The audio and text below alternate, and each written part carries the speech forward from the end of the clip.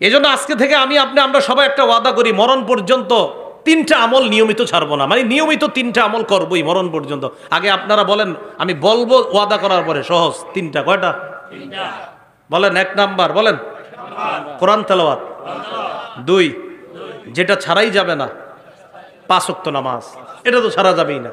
তাহলে 1 নাম্বার তিলাওয়াতুল কোরআন, আর 2 নাম্বারটা এইভাবে বলবেন যে যেটা ছাড়ার সুযোগ নাই, সেটা হলো কি? নামাজ।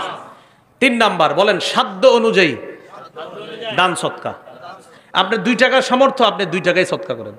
আপনার 5 টাকা সামর্থ্য, নিয়মিত এই 3টা অভ্যাস নিয়মিত করেন। আল্লাহ তাআলা পবিত্র কোরআনে বলে, যাদের মাঝে এই 3টা স্বভাব থাকবে, সূরা ফাতিরে আল্লাহ বলেন, ইন্নাল্লাযীনা ইয়াতলুনা কিতাবাল্লাহ, যারা নিয়মিত আল্লাহর কিতাব তেলাওয়াত করবে। ইয়াতলুনা কিতাবাল্লাহ ওয়া আকামুস সালাহ, 2 নাম্বার যারা নিয়মিত নামাজ কায়েম করবে। 3 নাম্বার ওয়া আনফাকু মিম্মা রাযাকনাহুম সিররাও ওয়া আলানিয়া, যারা গোপনে প্রকাশ্যে আমার দেয়া রিজিক থেকে খরচ করবে। আল্লাহ বলে, জানো তারা কেমন কাজ করে? ইয়ারজুনা তিজারাতাল লান তাবুর, তারা এমন এক ব্যবসার আশা করে আমি আল্লাহর কাছে, যে ব্যবসায় কখনো লস নাই, শুধু লাভ আর লাভ। তাহলে আল্লাহর সাথে এটা ব্যবসা। সুবহানাল্লাহ। নিয়মিত কোরআন তেলাওয়াত, নিয়মিত 5 ওয়াক্ত নামাজ, নিয়মিত কিছু দান সদকা, এই অভ্যাসটা নিয়মিত করার চেষ্টা করেন। আপনি যতটুকু পারেন নিয়মিত দান সদকা প্রতিদিন করেন। 5 টাকা, 2 টাকা, 10 টাকা, যার যা সামর্থ্য। আল্লাহ তৌফিক দান করেন। তাহলে মৌখিক ইবাদত তিলাওয়াতুল কোরআন। তিরমিজির হাদিস 1333 নম্বর হাদিস, রাসূলুল্লাহ সাল্লাল্লাহু আলাইহি সাল্লাম বলেন, আল জাহিরু বিল কোরআন কাল জাহিরি বিস সাদাকা ওয়াল মুসিররু বিল কোরআন কাল মুসিররি বিস সাদাকা। যে ব্যক্তি জোরে কোরআন তেলাওয়াত করে, সে প্রকাশ্যে সৎকাকারীর সওয়াব পাবে। যে ব্যক্তি গোপনে কোরআন তেলাওয়াত করে, সে গোপনে সৎকাকারীর সমতুল্য হয়ে যায়। এই জন্য হাফেজ সাহেব যারা আছে, আপনারা অনেক হাফেজের অভিভাবক, এরা 10 দিন 7 দিনের জন্য ছুটিতে আসে, আইসা কোরআন ভুলা যায়। পরে হাফেজ সাহেব গিয়ে ধরে, হুজুর আমার ছেলে পারে না কেন? আপনি যে 7 দিন ওরে ভিডিও গেমসটা খেলতে দিয়েছেন, এই জন্য তো পারে না। উনি তো 2 মাস উনি নিয়ন্ত্রণ করছে, আর আপনি 7 দিন নিয়ন্ত্রণ করতে পারলেন না। প্রতিদিন সন্তানকে কোরআন পড়তে বসাবেন। বাসায় আসলে কি বলে? ওই আম্মা আব্বাকে বলে, থাক ছেলেটার আর এত জ্বালায় না, এতদিন পড়ছে, ডাইল খাইছে, এই 7টা দিন একটু সুযোগ দেন। কি সুযোগ? একটু টিভি দেখুক, একটু ভিডিও গেমস খেলুক সারাক্ষণ, আর কোরআন পড়া না। 7 দিনে ওই 20 পাড়ায় 21 পাড়া পড়ছে, সব ভুলে যাইতেছে। অথচ হুজুর পুরা 2টা মাস ওরে এত সুন্দর করে পড়াটা ইয়াদ করাইয়া দিছে, আসার পর সব গেছে। এই জন্য বুখারীর হাদিস, রাসূল সাল্লাল্লাহু আলাইহি সাল্লাম বলেন, তাআহাদুল কোরআন, তোমরা নিয়মিত কোরআন পড়ো। মনে রাখবা, যদি নিয়মিত কোরআন না পড়ো, লাহু আশাদ্দু তাফাসসিয়াব মিনাল ইবলি ফি উকলিহা, একটা ওটের গলার মধ্যে রশি দিয়ে বেঁধে রাখলে, এই রশিটা খুলে দিলে বাদনহারা ওট যত দ্রুত পালিয়ে যায়, কোরআন চর্চা না করলে হাফেজে কোরআনের সিনা থেকে কোরআন এর চেয়ে আরো দ্রুত পালিয়ে যায়। নাই, আবার বলছি, বাদনহারা ওট যত দ্রুত পালিয়ে যায়, হাফেজ সাহেব কোরআন মুখস্থ করার পর উনি যদি চর্চা না করে, ওই দ্রুতগামী ওটের চাইতে হাফেজের সিনা থেকে কোরআন আরো দ্রুত চলে যাবে। এই জন্য সাবধান কোরআন। এখন আপনারা মাশাআল্লাহ অনেকে মনে মনে বলেন, বাইসা গেছি হাফেজ না হইয়া। না, 10টা সূরা যাদের মুখস্থ ছিল, এখন 2টা পারেন না কেন? এটার জন্য আল্লাহর কাছে দাঁড়ানোর জন্য তৈরি থাকেন। আপনাদের অনেকে 10টা সূরা মুখস্থ ছিল না, এর মানে আপনি 10টা সূরার হাফেজ ছিলেন, 10 সূরার হাফেজ। এখন আপনি হঠাৎ 2টা সূরা ভুলে গেছেন, 8টা পারেন। আল্লাহর কাছে দাঁড়ানোর জন্য তৈরি থাকেন। এই 2টা কেন ভুলছেন? জবাব যদি হয় চর্চার অভাবে, তো আল্লাহর কাছে পানিশমেন্টের জন্য প্রস্তুত থাকেন।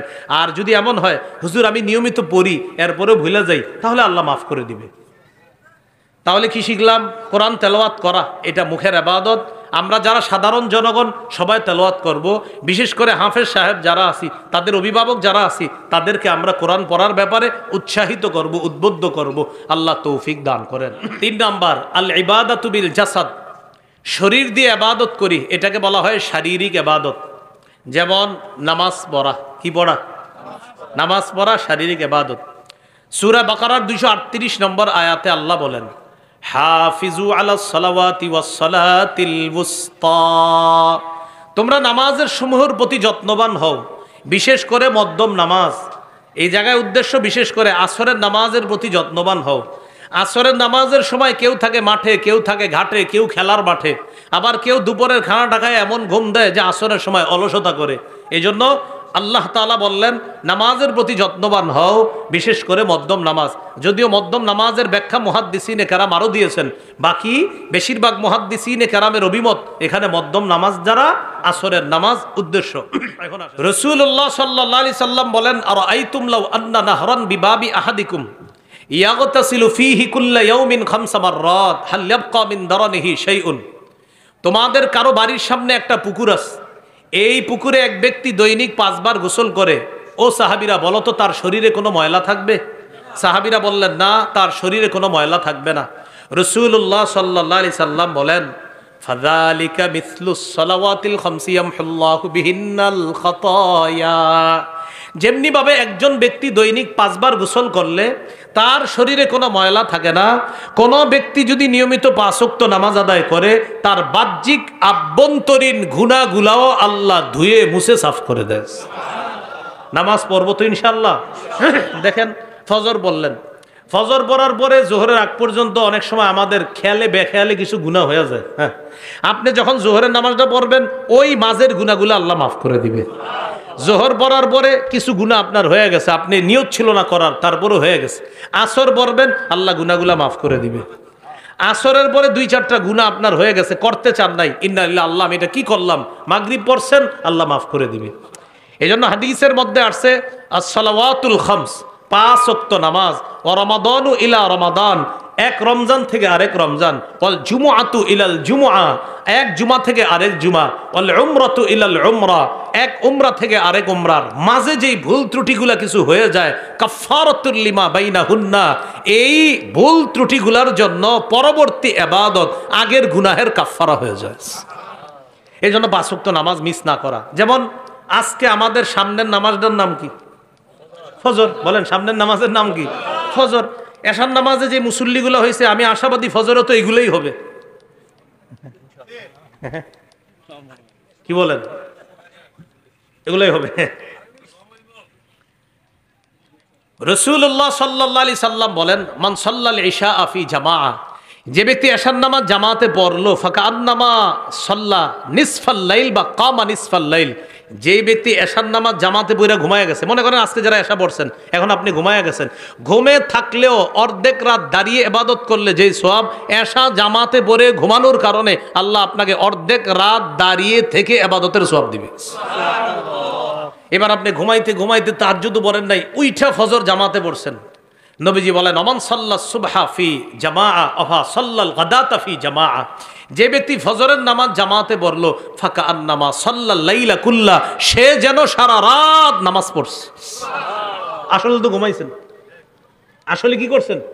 কিন্তু নবীজি বলেন, তুমি এশা জামাতে পড়ে ঘুমাইছো, উইঠা ফজর জামাতে পড়ছো, উম্মত আমি বলে দিলাম কেমন যেন সারা রাত তুমি নামাজই পড়ছো। দেখছেন আল্লাহ কত মহান, আমাদেরকে কি সওয়াব দান করে। এশা পরে ঘুমাইলাম আমার শরীরের জন্য, উইঠা ফজর বললাম, আর সারাটা রাত নিজের শরীরে আমি তৃপ্তি দান করলাম। আমার রব কত মহান যে এশা পরে তুমি ঘুমাইলা, উইঠা ফজরের নামাজটা বললা, মাঝে যে তুমি ঘুমায়াছিলা বান্দা, সমস্যা নাই, সারা রাত জাগ্রত থেকে ইবাদতের যে সওয়াব, তুমি ঘুমে থাকলেও আমি আল্লাহ সেই সওয়াব দান করছি। লিইলাফি কুরাইশ। পরের সূরার নাম সূরাতুল মাউন, আল্লাযীনা হুম ইউরাউনা ওয়া ইয়ামনাউনাল মাউন। পরের সূরা সূরাতুল কাউসার, নাম ইন্না আ'তাইনাকাল কাউসার। পরের সূরা সূরা কাফিরুন, কুল ইয়া আইয়ুহাল কাফির। মন দিয়ে শুনেন কিন্তু। পরের সূরা সূরা নসর, ইযা জাআ নাসরুল্লাহ। পরের সূরা সূরা লাহাব, তাব্বাত ইয়াদা আবি লাহাব। পরের সূরা বলেন সবাই। এবার আমি সূরা পড়ি, দেখেন তো ইখলাস আসেনি। কুল হুয়াল্লাহু আহাদ, পাইলাম না। আল্লাহুস সামাদ, কই ইখলাস শব্দ পাইলাম না। লাম ইয়ালিদ ওয়া লাম ইউলাদ, পাইলাম না। ওয়া লাম ইয়াকুল লাহু কুফুয়ান আহাদ, কই ইখলাস শব্দ তো পাইলাম না। সব সূরার নাম সূরায় পাবেন, তো সূরা ইখলাসের নাম সূরার মধ্যে নাই। কেন নাই? আল্লাহ বুঝাইতে চায় ইখলাস দেখা যায় না, দেখানো যায় না, তাই আমি আল্লাহ নাম রাখছি ইখলাস। সূরার মধ্যে এটা দেখাই নাই, এটা দেখানোর জিনিস না। এই সূরা গবেষণা করলে ইখলাস পাইবা। দেখছেন, এই জন্য সব সূরার নাম সূরায় পাবেন। ইখলাস, আল্লাহ কেন ইখলাস নাম রাখলেন কিন্তু সূরার মধ্যে ইখলাস আনেন নাই কেন? আল্লাহ বুঝাইতে চায় বান্দা ইখলাস কি দেখানো যায়, তা আমি আল্লাহ দেখাইলাম না, এটা তোমরা গবেষণা করে বের করতে হবে ইখলাস কি জিনিস। এই জন্য আল্লাহ শিখাই দিছে, বলো তুমি আল্লাহ এক। এখন বলেন আল্লাহ এক, এটা মুখে বললে হবে না, অন্তরেও থাকতে হবে। কারণ ইখলাস, ইখলাস, হ্যাঁ এটা ইখলাস এখানে থাকে। তাহলে একটা সুন্দর জিনিস শিখলাম আমরা, যে সব নাম সূরাতে আছে, ইখলাস সূরার মধ্যে নাই। কেন নাই? এটা দেখানো যায় না, এটা দেখা যায় না, এটা খুঁজে নিতে হয়। এই জন্য ইখলাস নাম, কিন্তু এটার মধ্যে আল্লাহ না দিয়ে বুঝাইছে যে এটা এমন জিনিস যেটা দেখানো যায় না, এটা শুধু আমি আল্লাহ দেখি। এই জন্য সূরাটার নাম এমন রাখলাম। তোমাদেরকে একটা আজীব শিক্ষা আমি আল্লাহ দিলাম। তাহলে আল্লাহ এক, মুখে তো বলি, কিন্তু বিশ্বাসটা বেশি থাকতে হবে কোথায়? বোবা মানুষ তো বলতে পারে না আল্লাহ এক, কিন্তু ও কোথায় স্বীকার করতে হবে? অন্তরে। হ্যাঁ, বোবা মানুষ মুখ দিয়ে বলতেছে না আল্লাহ এক, আপনি বলবেন আল্লাহ এক, এভাবে দেখাবেন। বোবা বলবে এখানে আছে আল্লাহ এক। হ্যাঁ, ইখলাস। আল্লাহ আমাদেরকে বুঝার তৌফিক দান করে। তা আসি মূল কথায়, বলেন তো ইখলাস কিসের ইবাদত? অন্তরের। আর ইখলাস দেখা যায় না, এটা অন্তরে থাকে। একটা হাদিসের কিতাব আছে, নাম নাসাই। এই কিতাবের 3140 নম্বর হাদিস। এক ব্যক্তি রাসূলুল্লাহ সাল্লাল্লাহু আলাইহি সাল্লামকে প্রশ্ন করলেন, আর আইতা রাজুলান গাজা ফি সাবিলিল্লাহ ইয়ালতামিসুল আজরা ওয়াজ যিকরা ফামা লাহু ইয়া রাসূলুল্লাহ। ওগো আল্লাহর নবী, এক ব্যক্তি জিহাদ করছে, জিহাদে তার উদ্দেশ্য হলো দুইটা। এক নাম্বার আল্লাহর কাছ থেকে সওয়াব কামাই করা, দুই নাম্বার নাম কাম কামাই করা। মানুষ তাকে বলবে সে বড় মুজাহিদ। ফামা লাহু ইয়া রাসূলুল্লাহ, হুজুর সে কি সওয়াব পাবে? নবীজি বললেন লা শাইআ লাহু, সে কিছুই পাবে না। সাহাবী তিনবার আবার বললেন, হুজুর সে কিছুই পাবে না? নবী বললেন লা শাইআ লাহু, লা শাইআ লাহু, লা শাইআ লাহু, সে কিছুই পাবে না। হাদিসের শেষে নবী বললেন, ইন্নাল্লাহা লা ইয়াকবালু মিনাল আমাল ইল্লা মা কানা লাহু খালিসা। আল্লাহ ততক্ষণ আমল কবুল করেন না যতক্ষণ আমলটা ইখলাসের সাথে না হবে। এখান থেকে যতক্ষণ না হবে ততক্ষণ আমল আল্লাহ কবুল করেন না। তাহলে নিয়ত অন্তরের ইবাদত, ইখলাস অন্তরের ইবাদত। আর একটা বলেন আমার সাথে, সুন্দর চিন্তা। এখন আপনারাই কোন চিন্তা করে কি দিয়ে? মুখ দিয়ে না কলব দিয়ে? কলব দিয়ে। তাহলে সুন্দর চিন্তা অন্তরের ইবাদত। যেমন কিছুক্ষণ চুপ থাকি আমরা, 20 সেকেন্ড প্রত্যেকে একটা ভালো চিন্তা করেন, আমিও করি।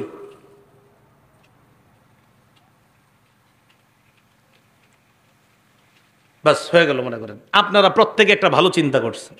একটা উদাহরণ দিই, আপনি আর আপনার বন্ধু 5 ওয়াক্ত নামাজ মসজিদে পড়েন, চেষ্টা করেন আপনার বন্ধুটাকে আপনি দাওয়াত দিয়া 5 ওয়াক্ত নামাজি বানানোর চেষ্টা চালাইছেন। মোটামুটি 3 ওয়াক্ত পরে, আরও দাওয়াত দিতে দিতে এখন 4 ওয়াক্ত পরে, আরেক ওয়াক্ত বাকি আছে ফজর। এক সময় দাওয়াত দিতে দিতে ফজর নামাজও শিকার এসে গেছে, এখন ফজরটা পড়ে, তবে মসজিদে না, বাসায় পড়ে। তাহলে 4 ওয়াক্ত পরে মসজিদে জামাতে, 1 ওয়াক্ত কোথায় পড়ে? বাসায়। এখন ওই বন্ধু চিন্তা করতেছে, দোস্তরে তো ফজর পড়াইতেও রাজি করলাম, কিন্তু মসজিদে তো আনতে পারতেছি না, কি করা যায়? বাসায় বসে বসে চিন্তা করতেছে, আচ্ছা কি করি? তারে কি আমি ফোন দিব ফজরের সময়? না, কি মনে করবে? আচ্ছা তার বাড়ির সামনে গিয়ে তারা ডাকবো। আপনি শুধু চিন্তা করতেছেন, আপনি কিন্তু কিছু বলতেছেন। চিন্তা ওরে কি বাসার সামনে গিয়ে ওরে ডাক দিব? না না না, আচ্ছা ঠিক আছে, আজকে 4 ওয়াক্ত নামাজে দেখা হবে, সামনাসামনি আলোচনা করে বলবো, ভাই ফজরের নামাজটা আপনি মসজিদে আসলে খুব ভালো লাগতো, তো কিভাবে আনা যায় আপনাকে? আপনাদের কি ফোন দিব আমি, নাকি দরজায় এসে নক করব, না বাসার সামনে এসে ডাক দিব? আমি ভাইয়ের সাথে আজকে আলোচনাগুলো করব। এটা মনে মনে বৈশা ঘরে চিন্তা করতেছেন। এই যে একটা মানুষকে ফজরের জামাতি বানানোর চিন্তা চলতেছে, আপনার সব চলতেছে। ওই সুন্দর চিন্তা অন্তরের ইবাদত। দলিল সূরা আলী ইমরানের 190-191 নম্বর আয়াতে লম্বা আলোচনা আছে। আল্লাহ তাআলা বলেন, ইন্না ফি খালকিস সামাওয়াতি ওয়াল আরদ, আসমান জমিনের সৃষ্টির মাঝে, ওয়াখতিলাফিল লাইলি ওয়ান নাহার, রাত এবং দিনের পরিবর্তনের মাঝে, লাআয়াতিন, উপদেশ রয়েছে, লিউলিল আলবাব, জ্ঞানীদের জন্য। এবার আল্লাহ তাআলা বলে জ্ঞানী কারা? আল্লাযীনা ইয়াযকুরুনাল্লাহা কিয়ামা, যারা দাঁড়িয়ে দাঁড়িয়ে আল্লাহকে স্মরণ করে, ওয়া কুউদা, বসে বসে, ওয়া আলা জুনুবিহিম, শুয়ে শুয়ে। এবার দেখেন কি বলি, ওয়ায়াতাফাক্কারুনা ফি খালকিস সামাওয়াতি ওয়াল আরদ, যারা আসমান জমিনের সৃষ্টি নিয়ে চিন্তা করে। এখন বলেন আপনারা চিন্তা কি দিয়ে করে?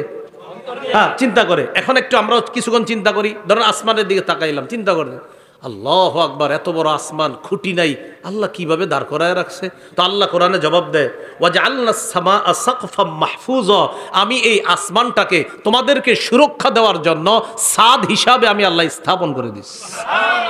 তাহলে আসমান নিয়ে একটু চিন্তা করার পরে আমরা জবাব পাইলাম। এবার জমিন নিয়ে চিন্তা করতেছি। আচ্ছা হুজুররা মাহফিলে কয় জমিন নাকি পানির উপরে, তাহলে পানির উপরে হইলে জমিন নড়ে না কেন? আমরা দিয়ে সুন্দর বৈশা রয়েছি, জমিন তো নড়াচড়া করার কথা। আসলেই বাস্তব, এটা হুজুররা বলুক আর না বলুক, আসলেই বাস্তব। জমিনের নিচে পানি আর পানি, তো পানির উপরে আমরা তো ভাসি না, আমরা তো হেলে দুলে পড়ার কথা, কিন্তু আমরা স্থির বসে আছি সবাই।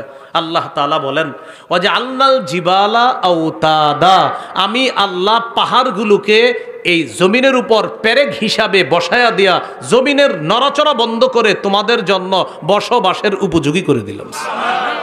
এখন আপনি এগুলো চিন্তা করে পাইছেন, এই যে চিন্তাটা করলেন মনে মনে, ভালো চিন্তা, মানে এই চিন্তা করার কারণে আল্লাহ আপনাকে চিন্তা নামক ইবাদতের সওয়াব দান করবে। তাহলে তিনটা পাইলাম, নিয়ত করা, ইখলাস, আর সুন্দর চিন্তা করা অন্তরের ইবাদত। আরেকটা আমার সাথে একটু বলেন, লা ইলাহা ইল্লাল্লাহ পড়েন, বলেন বলেন, আল্লাহ ছাড়া কোনো ইলাহ নাই। মুখে বলার পাশাপাশি অন্তরেও বিশ্বাস করা,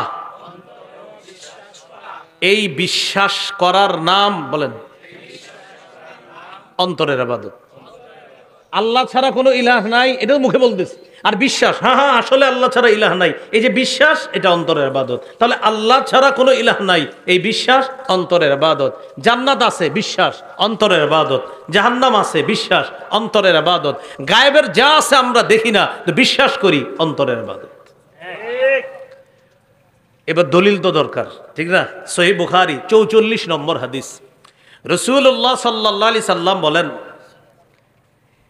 জাহান্নাম থেকে ওই ব্যক্তি বের হবে, ইয়াখরুজু মিনান নার মান কানা ফি কলবিহি মিসকালু যাররাতিম মিন ঈমান, মিসকালু হাববাতিম মিন ঈমান, মিসকালু হাববাতিম মিন খারদালিম মিন ঈমান, মিসকালু ওয়াজনি শাঈরাতিম মিন ঈমান, ওয়াজনু বুররাতিম মিন ঈমান, ওয়াজনু যাররাতিম মিন ঈমান। হাদিসের মধ্যে, লম্বা হাদিস, আমি শর্টে বলছি, যার অন্তরে সরিষার দানা পরিমাণ, যার অন্তরে গম পরিমাণ, যার অন্তরে জব পরিমাণ, যার অন্তরে অনু পরিমাণ পিওর ইমান থাকবে, সে একদিন জাহান্নাম থেকে বের হয়ে আল্লাহর জান্নাতের মেহমান হবে। এখন বলেন, এই যে খাঁটি ইমানটা নবী কি বলছে? ফি কলবিহি, কোথায়? কলবে। কোথায় আছে এটা?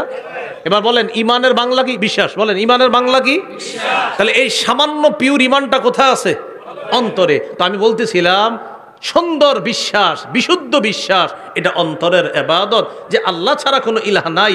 এই বিশ্বাস নিয়ে যদি কেউ মারা যায়, আর ওর বিশ্বাসটা যদি সরিষার দানা পরিমাণ হয় এবং সেটা যদি খাঁটি হয়, একদিন সে জাহান্নাম থেকে বের হয়ে জান্নাতে চলে যাবে।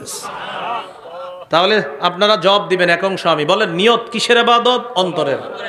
ইখলাস কিসের ইবাদত? মাশাআল্লাহ। সুন্দর চিন্তা কিসের ইবাদত?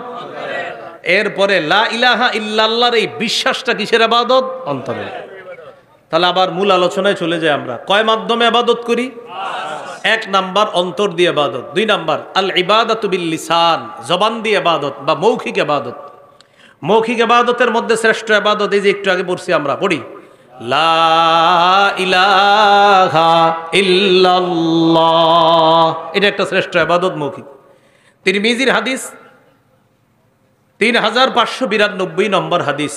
এবার সবাই ইখলাসের সাথে একবার পড়বো আমরা, এটা পড়ি লা ইলাহা ইল্লাল্লাহ।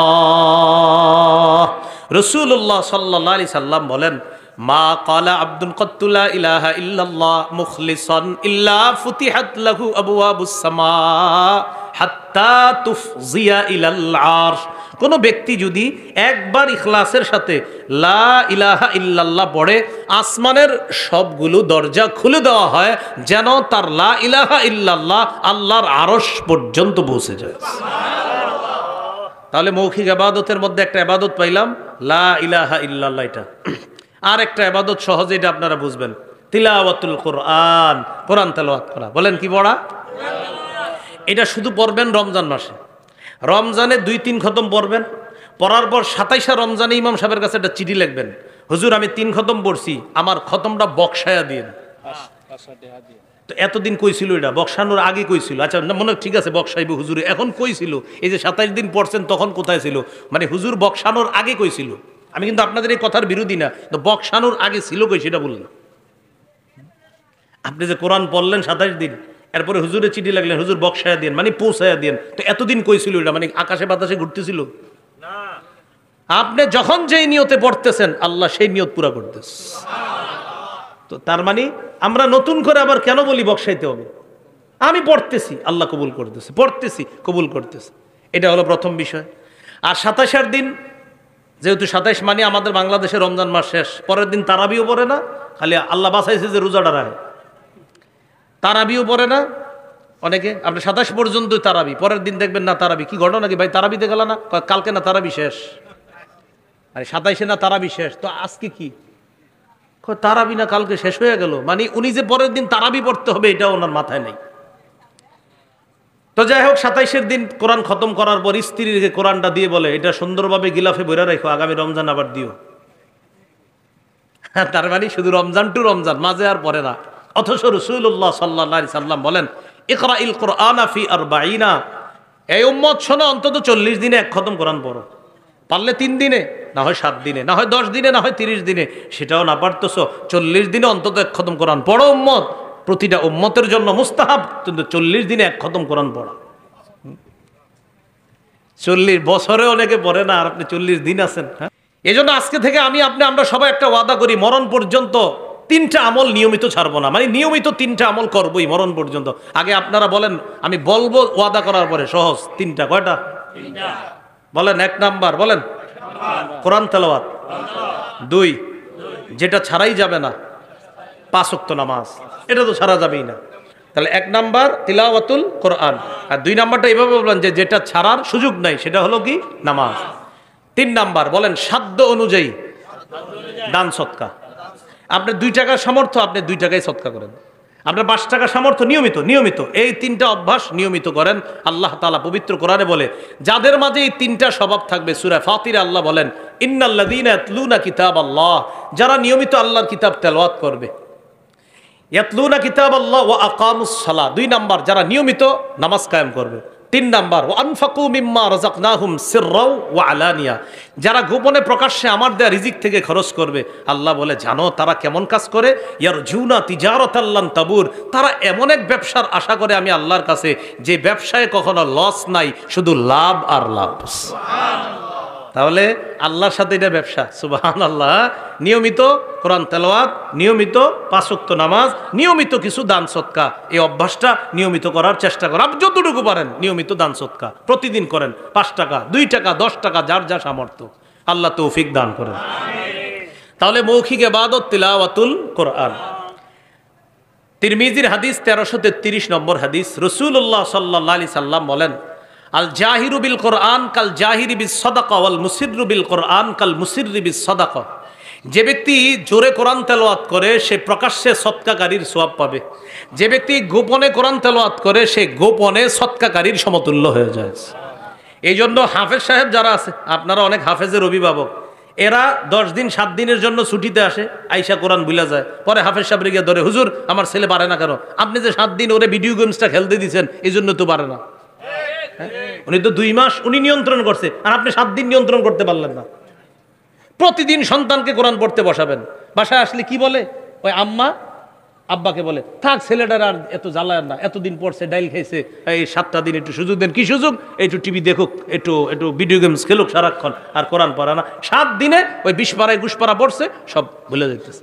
অথচ হুজুর পুরা 2টা মাস ওরে এত সুন্দর করে পড়াটা ইয়াদ করায়া দিছে, আসার পর সব গেছে। এই জন্য বুখারীর হাদিস, রাসূল সাল্লাল্লাহু আলাইহি সাল্লাম বলেন তাআহাদুল কোরআন, তোমরা নিয়মিত কোরআন পড়ো। মনে রাখবা, যদি নিয়মিত কোরআন না পড়ো, লাহু আশাদ্দু তাফাসসিয়াব মিনাল ইবলি ফি উকলিহা, একটা ওটের গলার মধ্যে রশি দিয়ে বেঁধে রাখলে, এই রশিটা খুলে দিলে বাদনহারা ওট যত দ্রুত পালিয়ে যায়, কোরআন চর্চা না করলে হাফেজে কোরআনের সিনা থেকে কোরআন এর চেয়ে আরো দ্রুত পালিয়ে যায়।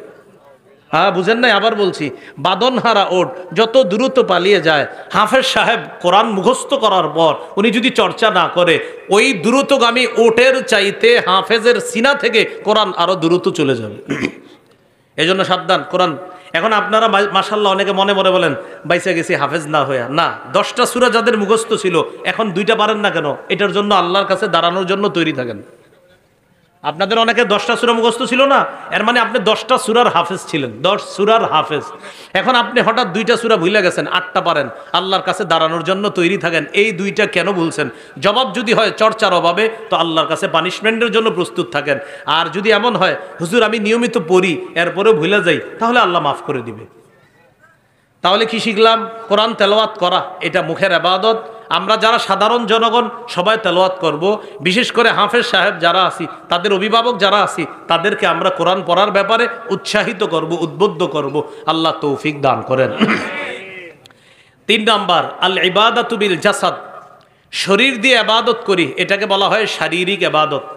যেমন নামাজ পড়া, কি পড়া? নামাজ পড়া শারীরিক ইবাদত। সূরা বাকারার 238 নম্বর আয়াতে আল্লাহ বলেন, হাফিজু আলাস সালাওয়াতি ওয়াস সালাতিল ওয়ুস্তা, তোমরা নামাজের সমূহের প্রতি যত্নবান হও, বিশেষ করে মধ্যম নামাজ। এই জায়গায় উদ্দেশ্য বিশেষ করে আসরের নামাজের প্রতি যত্নবান হও। আসরের নামাজের সময় কেউ থাকে মাঠে, কেউ থাকে ঘাটে, কেউ খেলার মাঠে, আবার কেউ দুপুরের খানা টাকায় এমন ঘুম দেয় যে আসরের সময় অলসতা করে। এই জন্য আল্লাহ তাআলা বললেন নামাজের প্রতি যত্নবান হও, বিশেষ করে মধ্যম নামাজ। যদিও মধ্যম নামাজের ব্যাখ্যা মুহাদ্দিসিনে কেরাম আরও দিয়েছেন, বাকি বেশিরভাগ মুহাদ্দিসিনে কেরামের অভিমত এখানে মধ্যম নামাজ যারা আসরের নামাজ উদ্দেশ্য।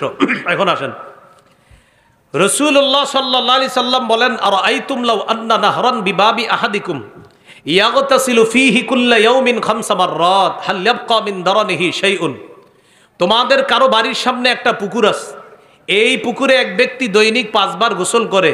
ও সাহাবীরা বলো তো তার শরীরে কোনো ময়লা থাকবে? সাহাবীরা বললেন না, তার শরীরে কোনো ময়লা থাকবে না।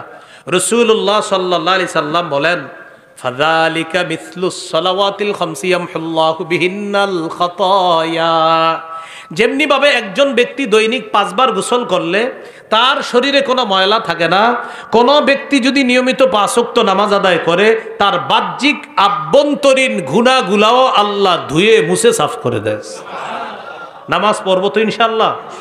দেখেন, ফজর বললেন, ফজর পড়ার পরে জোহরের আগ পর্যন্ত অনেক সময় আমাদের খেয়ালে বেখেয়ালে কিছু গুনাহ হয়ে যায়। হ্যাঁ, আপনি যখন জোহরের নামাজটা পড়বেন ওই মাঝের গুনাহগুলো আল্লাহ মাফ করে দিবে। জোহর পড়ার পরে কিছু গুনাহ আপনার হয়ে গেছে, আপনি নিয়ত ছিল না করার, তারপরও হয়ে গেছে। আসর পড়বেন, আল্লাহ গুনাহগুলা মাফ করে দিবে। আসরের পরে 2-4টা গুনাহ আপনার হয়ে গেছে, করতে চান নাই, ইন্না লিল্লাহি, আল্লাহ আমি এটা কি করলাম। মাগরিব পড়ছেন, আল্লাহ মাফ করে দিবে। এই জন্য হাদিসের মধ্যে আসছে আস-সালাওয়াতুল খামস, 5 ওয়াক্ত নামাজ, ও রমাদানু ইলা রমাদান, এক রমজান থেকে আরেক রমজান, ওয়াল জুমআতু ইলাল জুমআ, এক জুমা থেকে আরেক জুমা, ওয়াল উমরাতু ইলাল উমরা, এক উমরা থেকে আরেক উমরার মাঝে যেই ভুল ত্রুটিগুলা কিছু হয়ে যায়, কাফফারাতুল লিমা বাইনাহুন্না, এই ভুল ত্রুটিগুলার জন্য পরবর্তী ইবাদত আগের গুনাহের কাফফারা হয়ে যায়। এই জন্য 5 ওয়াক্ত নামাজ মিস না করা। যেমন আজকে আমাদের সামনের নামাজটার নাম কি? ফজর। বলেন, সামনের নামাজের নাম কি? ফজর। এশার নামাজে যে মুসল্লিগুলো হয়েছে, আমি আশাবাদী ফজরও তো এগুলোই হবে। কি বলেন? এগুলোই হবে। রাসূলুল্লাহ সাল্লাল্লাহু আলাইহি সাল্লাম বলেন, মান সাল্লাল ইশা ফি জামাআ, যে ব্যক্তি এশার নামাজ জামাতে পড়লো, ফাকান্নামা সাল্লা নিসফাল লাইল বা কামা নিসফাল লাইল, যে ব্যক্তি এশার নামাজ জামাতে পড়ে ঘুমায় গেছে, মনে করেন আজকে যারা এশা পড়ছেন এখন আপনি ঘুমায় গেছেন, ঘুমে থাকলেও অর্ধেক রাত দাঁড়িয়ে ইবাদত করলে যেই সওয়াব, এশা জামাতে পড়ে ঘুমানোর কারণে আল্লাহ আপনাকে অর্ধেক রাত দাঁড়িয়ে থেকে ইবাদতের সওয়াব দিবে। এবার আপনি ঘুমাইতে ঘুমাইতে তাহাজ্জুদ পড়েন নাই, উইঠা ফজর জামাতে পড়ছেন। নবীজি বলেন, ওমান সাল্লা সুবহা ফি জামাআ আফা সাল্লাল গাদাতা ফি জামাআ, যে ব্যক্তি ফজরের নামাজ জামাতে পড়লো, ফাকা আন্নামা সাল্লাল লাইলা কুল্লা, সে যেন সারা রাত নামাজ পড়ছে। আসলে তো ঘুমাইছেন, আসলে কি করছেন?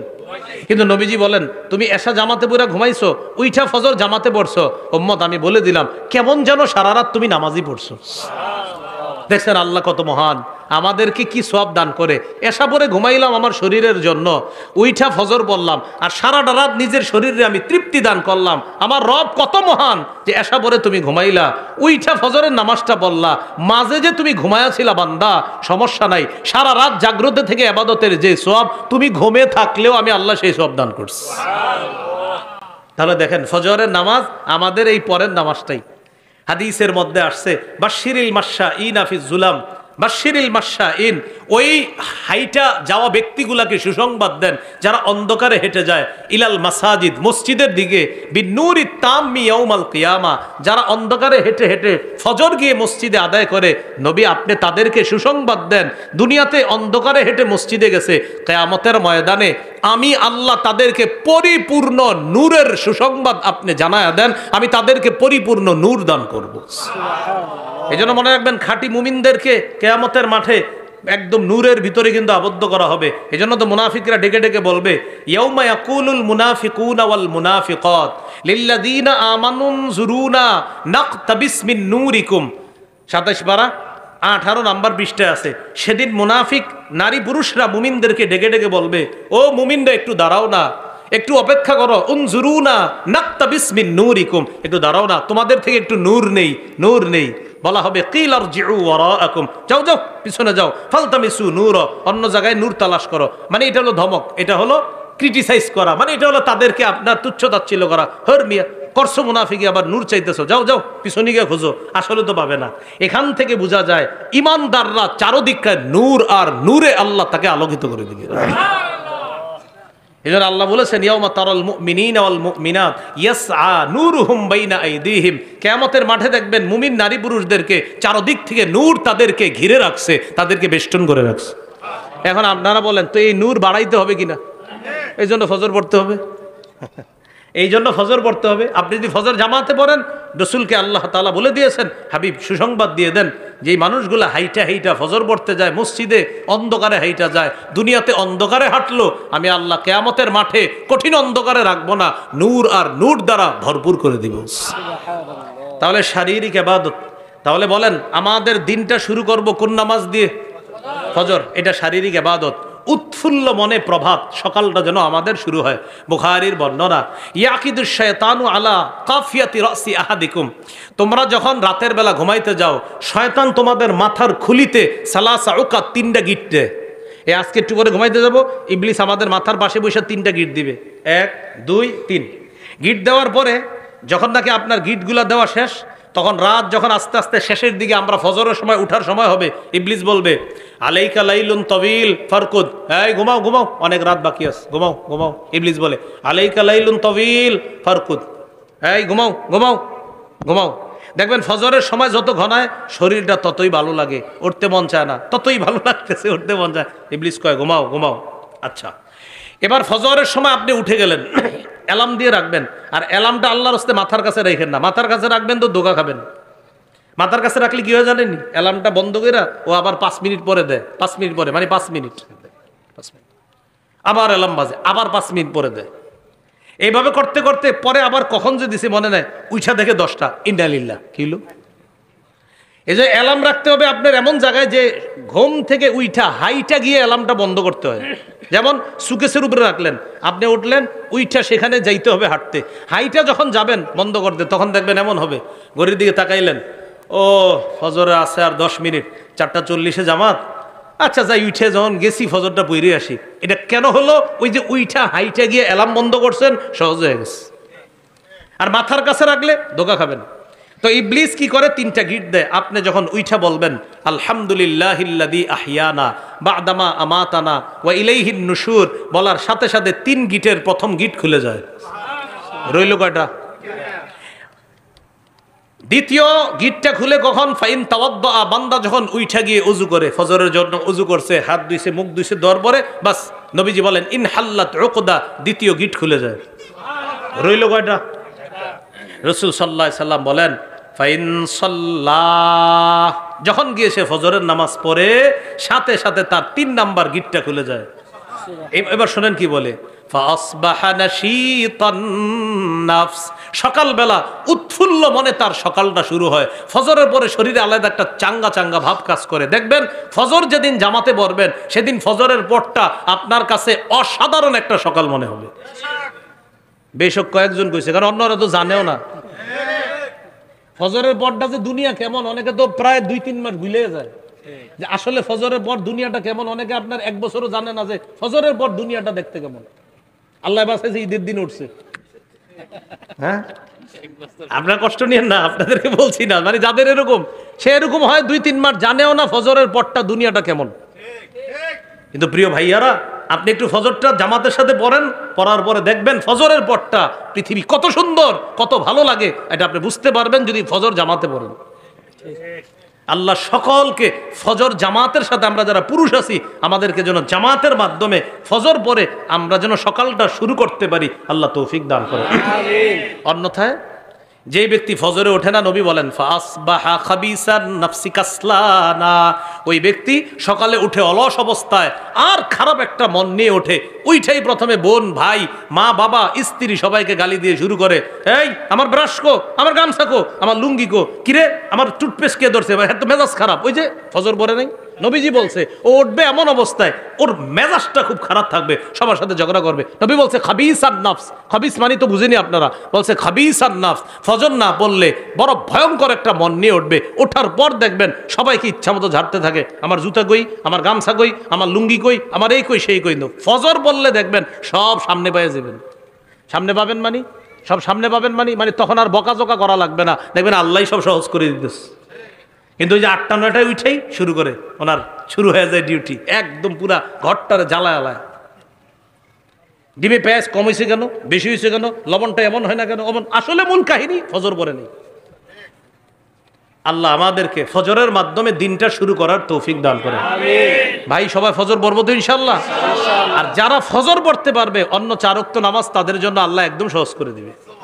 কারণ যেই মুসলমান ফজর পড়বে উনি অন্য 4 ওয়াক্ত সে কামাই করবেই না, যেই মুসলমান ফজর পড়বে। তাহলে 3 নাম্বার ইবাদত শারীরিক ইবাদত, সবাই করবো তো ইনশাআল্লাহ। নামাজ পড়া শারীরিক ইবাদত। 4 নাম্বার আল ইবাদাতু বিল মাল, অর্থ দিয়ে ইবাদত করি আমরা, যেটা আর্থিক ইবাদত, যেমন সদকা করা, দান করা, যাকাত দেওয়া আর্থিক ইবাদত। যারা অতীতে যাকাত দেন নাই, আল্লাহর হস্তে যাকাতগুলা আদায় করে দিবেন, ভবিষ্যতেও যাকাত দিবেন। মনে রাখবেন যাকাত যে অংশটা, যেমন আপনার 40 ভাগের 1 ভাগ যাকাত, 1 লক্ষ টাকায় 2,500 টাকা আপনার যাকাত আসছে। মনে রাখবেন এই 1 লক্ষ টাকার মধ্যে আপনি 97,500 টাকার মালিক, বাকি 2,500-এর মালিক আপনি না। যাকাতের খাত যেটা তারা মালিক, আল্লাহ আপনারে 2,500-এর দায়িত্ব দিছে যে এটা তোমারে দায়িত্ব দিলাম, এটা দিয়ে দাও, আমার ওই বান্দা পাবে, অমুকে পাবে, অমুকে পাবে, 97,500 এটা তোমারে দিছি। আর 2,500 বান্দা এটা তোমার না, এটা ওই ওদেরকে বর্ণন করে দিয়ে দাও। কি শিখলাম বলেন আমার সাথে, বলেন যাকাতের অর্থটা বলেন। আল্লাহ তাআলা যাকাত দাতাকে দায়িত্ব দেয় অন্যের কাছে পৌঁছানোর, কারণ এটা আপনার না, এটা ওদের, ওই খাত আছে, গরিব মিসকিন অসহায়, এটা তাদের, তোমাকে আমি আল্লাহ দায়িত্ব দিছি, পৌঁছায় দাও। সহিহ বুখারীর বর্ণনা, মান আতাহুল্লাহু মালা, যারে আল্লাহ টাকা দিয়েছে, অর্থ দিয়েছে, যাকাতযোগ্য সম্পদ দান করেছে, ফালাম ইউআদ্দি যাকাতা, সে যদি যাকাত না দেয়, মুসসিলা লাহু ইয়াউমাল কিয়ামাতি শুজাআন আকরা, কিয়ামতের ময়দানে তার এই সম্পদকে বিষধর সাপে রূপান্তরিত করা হবে। এই সাপ পা থেকে পেঁচায়া এই ঘাড় পর্যন্ত এসে এখানে মুখের সামনে ফনা ধরে বলবে, আনা কানজুকা আনা মালুকা, আমি তোমার সেই সঞ্চিত সম্পদ যেটার যাকাত তুমি দাও নাই, আমি সেই সম্পদ। তাকে খাবে। তাহলে আর্থিক ইবাদতটা সবাই করে দেওয়ার চেষ্টা করব। সর্বশেষ 5 নাম্বার আল ইবাদাতু বিল মালি ওয়াল জাসাদ, অর্থ এবং শরীর দিয়ে যে ইবাদত করি, যেমন হজ করা, হজ করতে অর্থও লাগে, শরীরও লাগে, টাকাও লাগে, শরীরও লাগে। মাশাআল্লাহ যারা হজে গিয়েছে তাদেরকে যেন আল্লাহ তাআলা তাদের এই হজ্জে মাবরুর নসিব করেন, আমরা দোয়া করব আল্লাহ সকল হাজিদের হজ যেন কবুল করেন। হাজিদের কাছে এখন থেকে দোয়া চাওয়া শুরু করেন, আগেই চাওয়া উচিত ছিল। যাদের আত্মীয় স্বজন হজে আছে ফোন দিয়ে